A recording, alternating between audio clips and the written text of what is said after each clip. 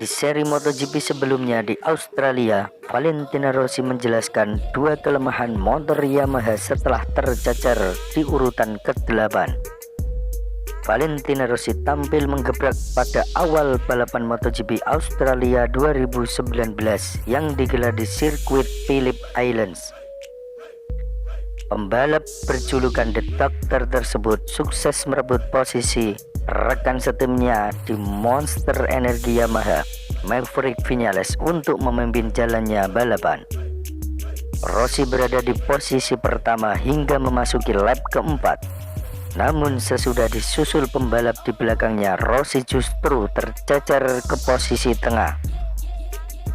Pembalap berusia 40 tahun itu pada akhirnya balapan harus puas dengan hanya meraih hasil finish di urutan ke-8.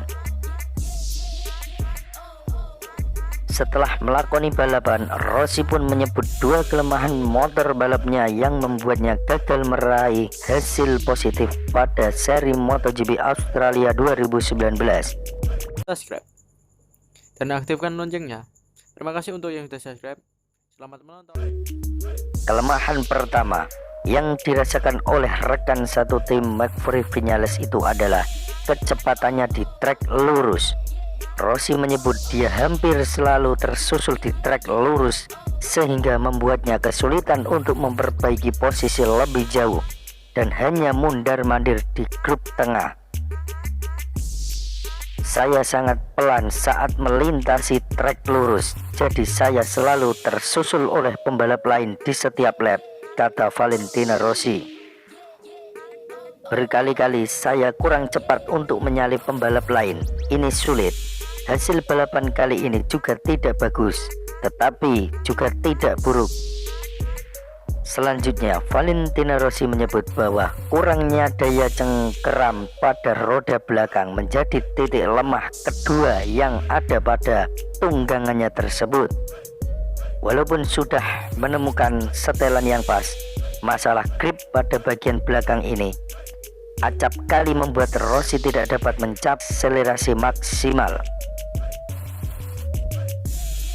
Kurangnya daya cengkeram ban belakang menjadi masalah motor hingga MotoGP 2019 memasuki paruh kedua kompetisi.